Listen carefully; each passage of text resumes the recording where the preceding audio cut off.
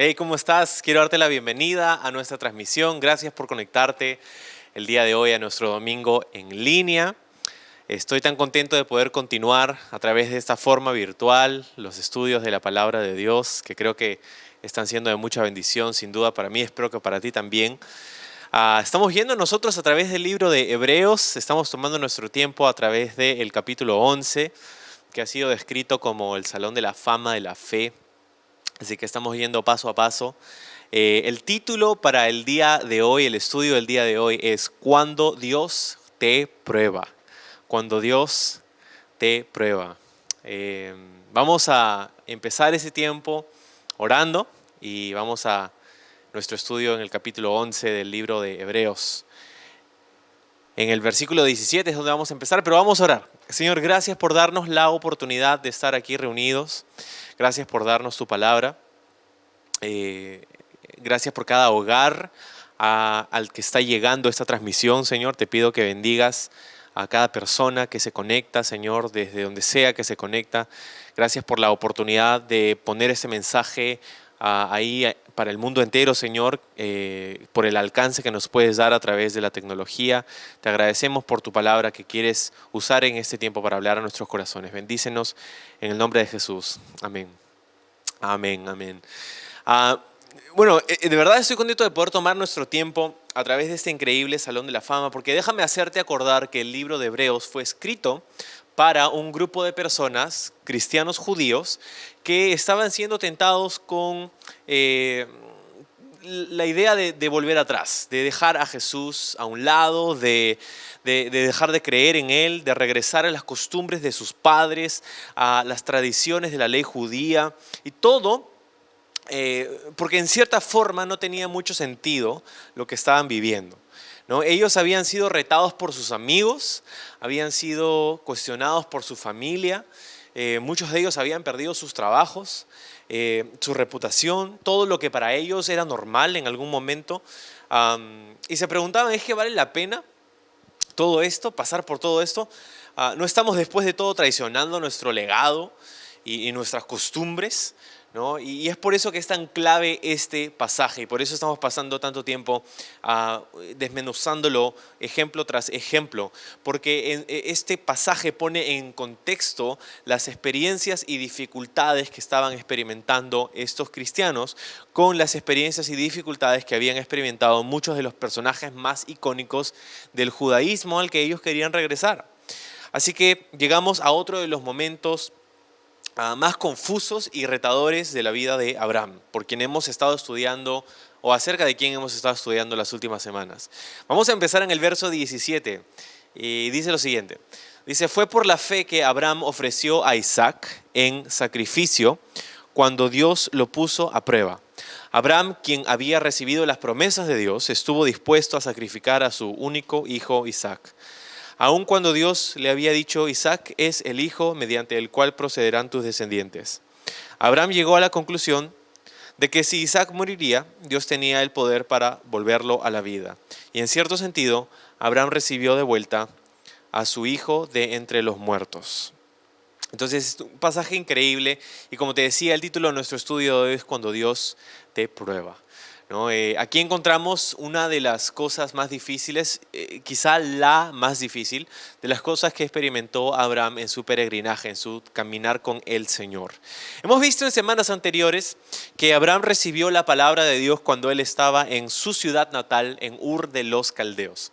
Ahí, habiendo crecido, habiendo vivido, su familia tenía un negocio familiar, era la confección, ellos hacían ídolos de diferentes materiales para venderlos, ¿no? Su familia probablemente, definitivamente, ¿no? Eran personas idólatras, él también, pero Dios le habló. Cortó a través de todo ese ruido, a través de todas las cosas que estaba viviendo y llegó la palabra de Dios a Abraham, quien le dijo, quiero que salgas de tu tierra, quiero que dejes a tus padres, quiero que dejes tu comodidad y que emprendas este viaje hacia un lugar que no conoces y que de hecho no te voy a mostrar hasta que hayas salido. Dios le dijo que quería bendecirlo, pero Esto implicaría varios retos y varias dificultades.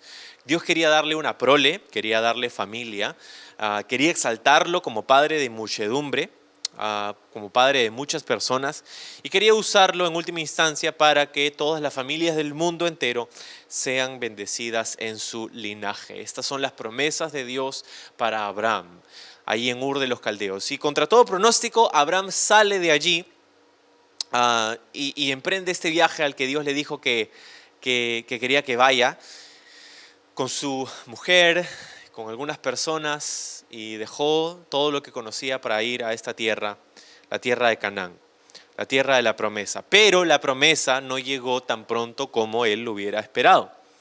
La promesa de su familia. Abraham y Sara no tenían hijos cuando salieron de Ur de los Caldeos, y por varias décadas después de que salieron de Ur de los Caldeos tampoco tenían la capacidad de poder concebir, ¿no? Entonces pasaron décadas de esterilidad en el vientre de su esposa Sara y décadas de vivir en carpas, en ciudades que los miraban a ellos como si fueran extraños, porque verdaderamente lo eran.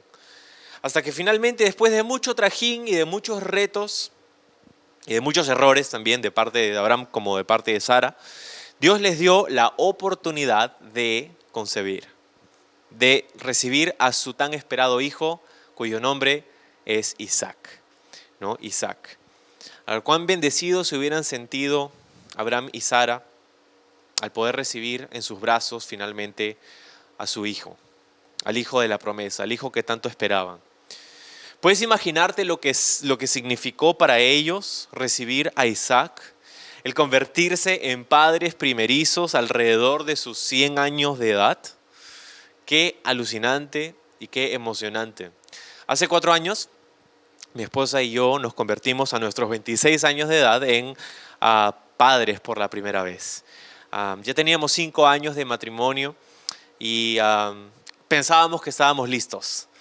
Por lo menos es lo que creíamos, ¿no? Pero es que creo que nada te puede preparar para funcionar con 2 o 3 horas de sueño por meses, todos los días.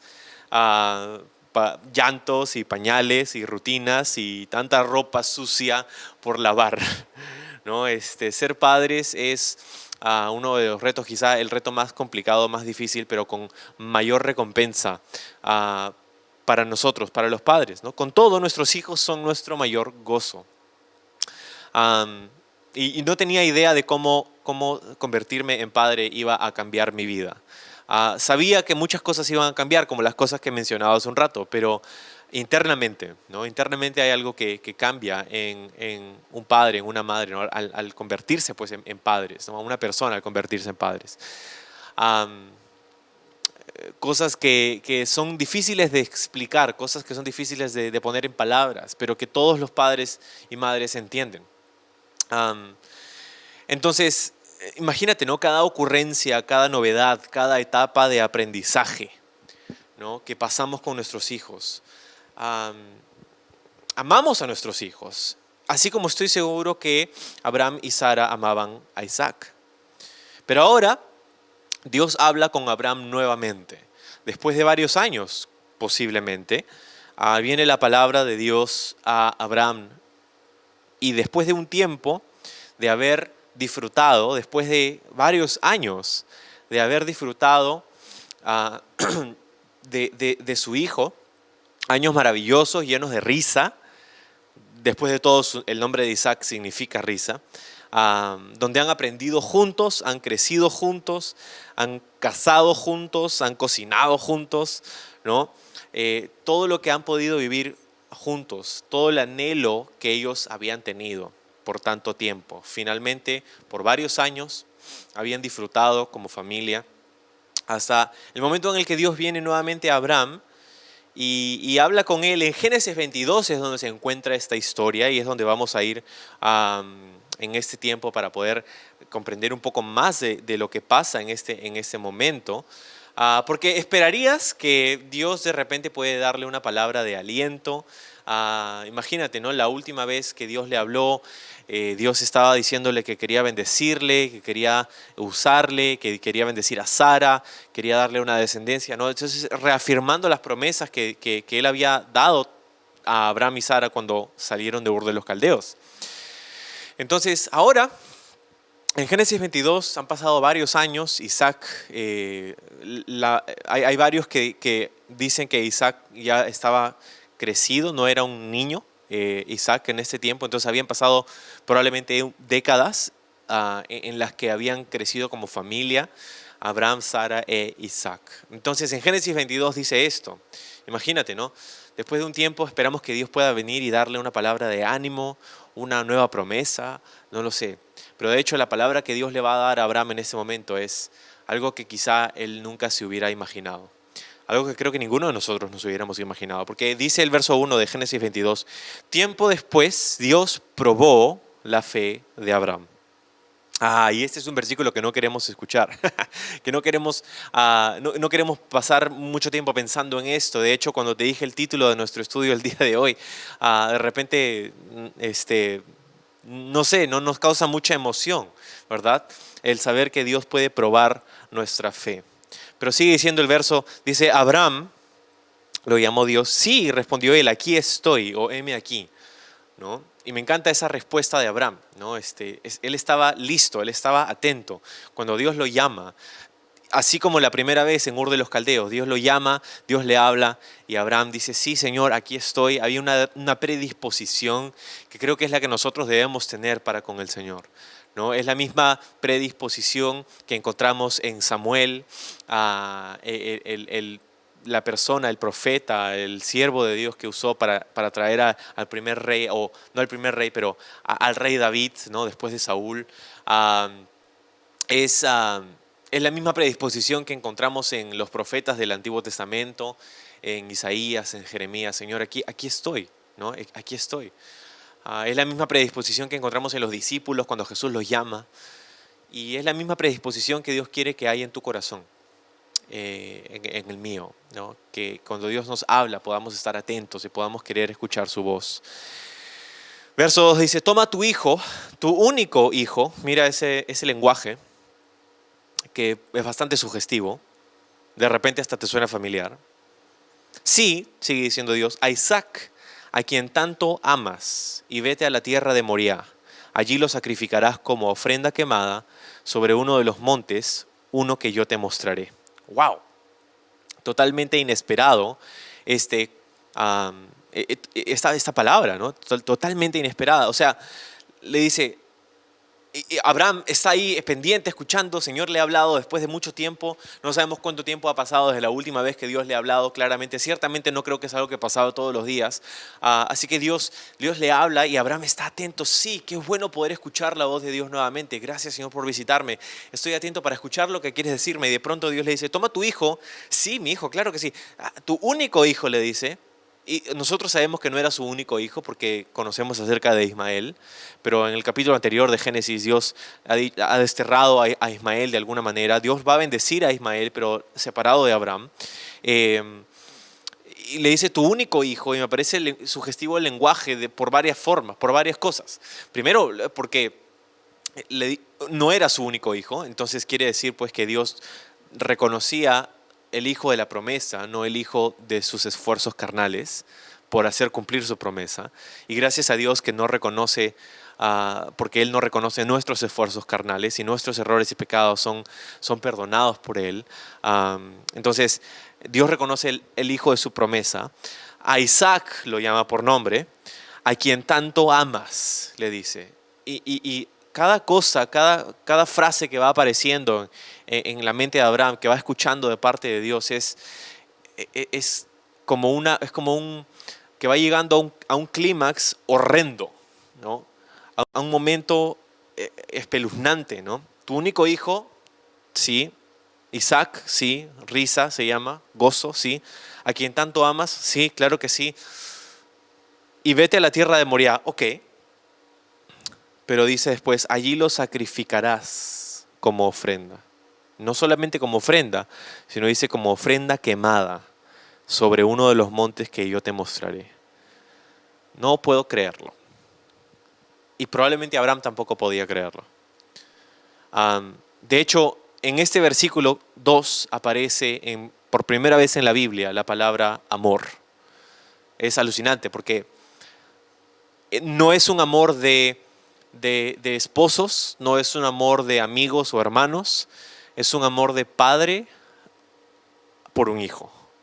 El amor de un padre por un hijo. Y es sugestivo porque todo el amor que existe, todo amor que hay en el planeta surge o nace de este amor que hay entre el Padre y el Hijo. Entre Dios Padre y Dios Hijo. Tu único hijo. Dije que esto te puede sonar familiar porque en el Nuevo Testamento encontramos en los Evangelios que de hecho la primera vez que aparece la palabra amor en el Nuevo Testamento, en los Evangelios, tanto en Mateo como Marcos y Lucas, es donde Dios está diciendo en el momento del bautizo de Jesús: este es mi Hijo amado en quien se complace mi alma. Es la primera vez que aparece. Y en Juan nos dice, la primera vez que aparece la palabra amor en el Evangelio de Juan es cuando Dios dice en el capítulo 3: porque de tal manera amó Dios al mundo, que ha dado a su Hijo unigénito para que todo aquel que en él crea no se pierda, sino tenga vida eterna, ¿no? Entonces, bastante sugestivo este lenguaje milenios antes de la venida del Mesías. Toma tu hijo, tu único hijo, a quien tanto amas, y vete a la tierra de Moriah. Moriah es el área que hoy ocupa la ciudad de Jerusalén. El monte Sión, la ciudad de Jerusalén, el monte del templo. Y ciertamente uno de estos montes sería el que Dios le mostraría a Abraham. Sería el monte en el que Dios le pedía que sacrifique a su hijo. El tipo de sacrificio y de ofrenda era, sin duda, era muy claro para Abraham qué tipo de sacrificio era. Ofrenda quemada. Definitivamente no tenemos todo el detalle que tendríamos más adelante cuando venía la ley de Moisés sobre el tipo de sacrificios que Dios requeriría, los sacrificios animales. Pero Abraham estaba acostumbrado de cierta manera a los sacrificios humanos porque en Canaán y en Ur de los Caldeos también, los dioses paganos solicitaban, o por lo menos es lo que le decían los sacerdotes de los dioses paganos, solicitaban sacrificios humanos. Y era algo, en una práctica que es probable que se realizaba con la que Abraham estaba familiarizado. ¿Sí? Pero ahora me puedo imaginar la confusión, el temor, el dolor de escuchar estas palabras de parte de un Dios que Abraham conocía como un Dios de amor, como un Dios de promesas, como un Dios de esperanza, un Dios de bondad, un Dios de misericordia. Y debe haber sonado desconcertante para Abraham escuchar estas palabras. Quiero que sacrifiques sobre el monte como una ofrenda quemada a tu hijo, a tu único hijo, aquel que amas. No solamente porque era su hijo con quien habían vivido todas estas cosas, ¿verdad? Pero era el hijo de la promesa. Era el hijo a través del cual Dios le prometió a Abraham darle una nación entera. Era sacrificar todo lo que Dios había prometido. Era sacrificar todo por lo que ellos habían luchado por tantos años. Era sacrificar todo el gozo, la increíble bendición que había sido por décadas esta familia que tanto habían anhelado por tanto tiempo. Moriah, dicho sea de paso, dice: uno de los montes que yo te mostraré. Y es curioso porque en esa misma área es donde sería sacrificado Jesús tiempo después. Entonces, dice el verso 3: a la mañana siguiente, Abraham se levantó temprano, ensilló su burro y llevó con él a 2 de sus siervos junto con su hijo Isaac. Después cortó leña para el fuego de la ofrenda y salió hacia el lugar que Dios le había indicado. Lo increíble de este pasaje es la falta de lo que nosotros esperaríamos de Abraham, como una respuesta de duda, como un cuestionamiento, como una negativa de parte de Abraham hacia Dios, diciéndole: Señor, pero ¿cómo puede ser que tú me estás pidiendo esto? Y no encontramos a Abraham diciéndole, ni quejándose, ni negándole a Dios lo que él le había dicho, que me parece alucinante. pero dice simplemente que fue a la mañana siguiente. Y me puedo imaginar que esa noche fue quizá la peor de las noches.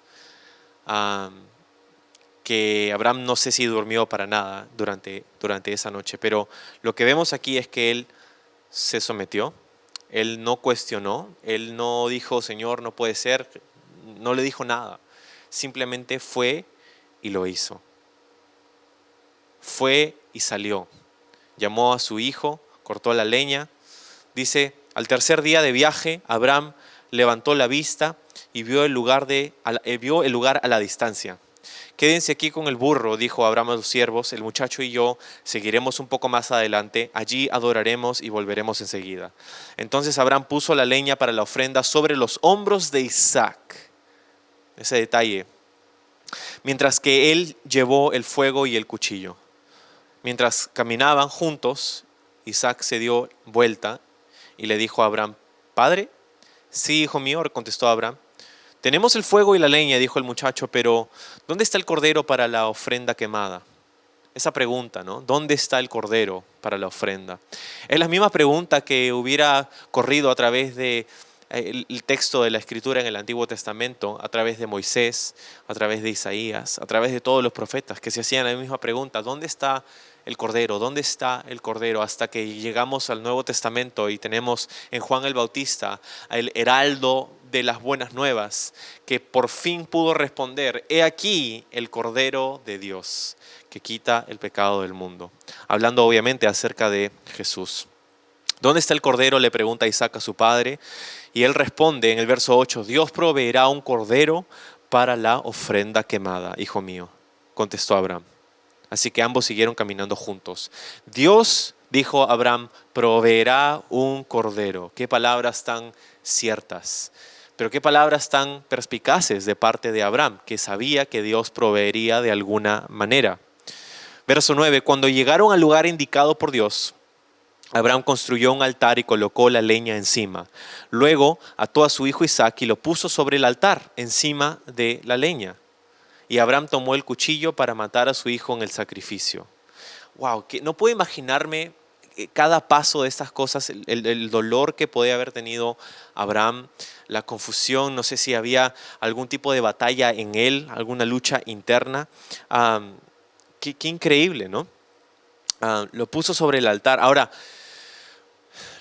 algunos pueden haberse hecho la idea de que Isaac era un niño cuando esto sucede. Pero la palabra que utiliza aquí el texto original para describir Abraham a su hijo Isaac no es la de un niño. Es la misma palabra que utiliza para hablar acerca de sus siervos, tomó a sus hombres, ¿no?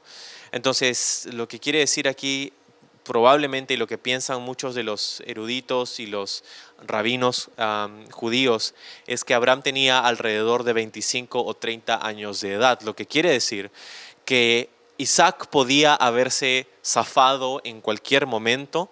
Un hombre de 30 años podemos asumir que es mucho más veloz y mucho más fuerte y robusto que un hombre de 130 años, como era el caso de Abraham en este momento. Era la razón por la que él podía cargar la leña del sacrificio sobre sus hombros y llevarla hasta el monte donde Dios le mostraría. Pero también es sugestivo porque encontramos aquí que si Isaac se quedó allí, él pudo haber detenido el sacrificio en cualquier momento, pero no lo hizo, porque se sometió al corazón y la voluntad de su padre, lo que me parece increíble, una increíble sombra de lo que pasó con Jesús. En el verso 10, Abraham tomó el cuchillo para matar a su hijo en el sacrificio. En el 11 dice, en ese momento, el ángel del Señor lo llamó desde el cielo, cuando Abraham tenía el cuchillo listo para sacrificar a Isaac. Abraham, Abraham, dijo. Sí, respondió Abraham, aquí estoy. Nuevamente esa prestitud. Qué increíble poder haber escuchado las palabras de Dios en ese instante. No pongas tu mano sobre el muchacho, dijo el ángel. No le hagas ningún daño, porque ahora sé que de verdad temes a Dios. No me has negado ni siquiera a tu hijo, tu único hijo. Entonces dice, Abraham levantó los ojos y vio un carnero que estaba enredado por los cuernos en un matorral. Así que tomó el carnero y lo sacrificó como ofrenda quemada en lugar de su hijo. Wow. Entonces encontramos que Abraham estaba a punto de sacrificar a su hijo y de pronto escucha nuevamente la voz de Dios. y le dice no lo hagas. Y aquí es esta frase, esta palabra de Dios, no lo hagas, debe haber sido lo más satisfactorio, el alivio más grande que Abraham pudo haber encontrado en todo su tiempo de vida, en toda su vida, en la vida entera de Abraham. Estas palabras fueron las que le trajeron, yo creo, más aliento que cualquier otra cosa que ha vivido antes o después. Qué increíble, ¿no? No lo hagas. Y aquí encontramos también que Dios se distancia, se diferencia del concepto de Dios pagano que tenían en su mente la mayoría de personas en el día de Abraham. Dios no requería un sacrificio humano. Acuérdate que el pasaje empieza diciendo que Dios probó la fe de Abraham. Esta era una prueba para la fe de Abraham. Tomó el carnero y lo sacrificó como ofrenda quemada, dice en el verso 14, Abraham llamó a aquel lugar Yahvé Jireh, o Jehová Jireh, que significa el Señor proveerá. Hasta el día de hoy la gente todavía usa ese nombre como proverbio, en el monte del Señor será provisto. Esto es lo que pasa con Abraham, y la fe de Abraham es probada, y Dios tenía un plan en medio de todo esto, ¿verdad? Dios ya sabía lo que iba a ocurrir, pero necesitaba probar la fe de Abraham. Hay muchas cosas para aprender de todo esto nosotros, ¿no? Y me parece alucinante que el momento central y más icónico de la vida del patriarca de los judíos es una sombra casi perfecta de las mismas verdades que estos cristianos, los lectores originales del libro de Hebreos, estas verdades que ellos querían dejar ir, ¿no? Entonces, dice en nuestro texto de vuelta en Hebreos que Abraham tenía una confianza en Dios tal que de alguna manera, dice, ¿no? Recibió su hijo de vuelta, ¿no? En el verso 19 dice, creyó que Dios tenía el poder para volverlo a la vida. En cierto sentido, Abraham recibió de vuelta a su hijo entre los muertos, ¿no? Y en el texto que hemos leído en Génesis 22 dice que fue después de 3 días que llegó al lugar y se hizo la ofrenda. Y la imagen es increíble porque en el corazón, si bien es cierto Isaac no estuvo muerto, en el corazón de Abraham estaba muerto desde el momento en el que él recibió la palabra de Dios y decidió Abraham obedecerla.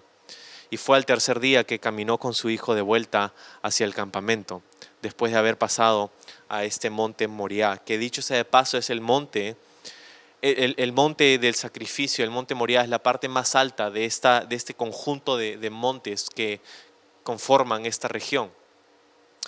Y el día de hoy este monte es conocido como el monte de la calavera. En los tiempos de Jesús era conocido como el monte de la calavera o Gólgota o el monte del Calvario.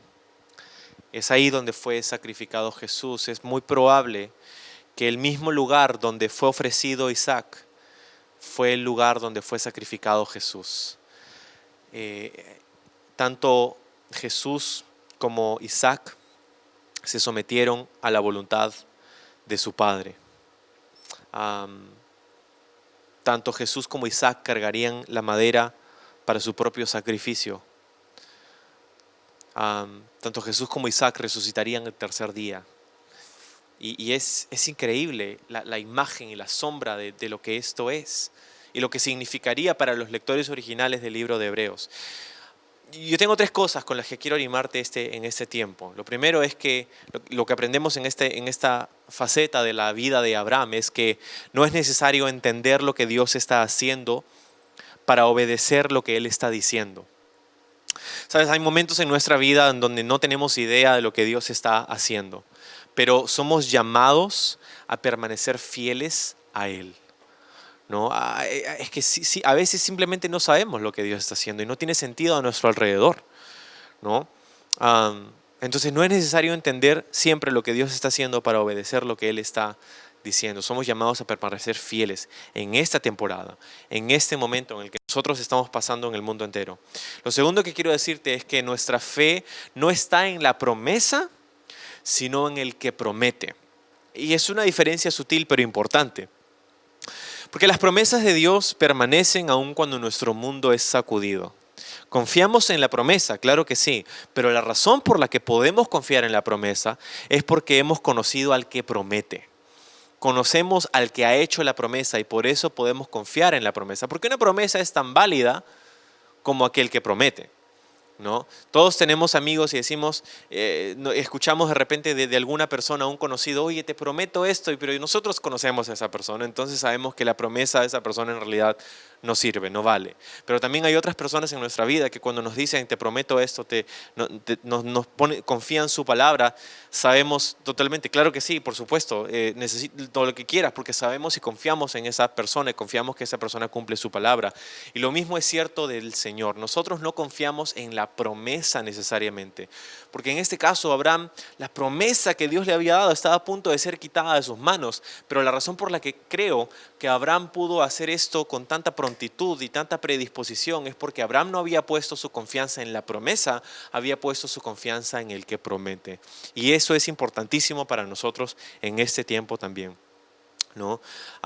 Y lo tercero y final con lo que quiero animarte en este tiempo es que si nuestra fe ha de ser confiable, entonces debe ser probable, ¿no? Si nuestra fe ha de ser confiable, entonces debe ser probable.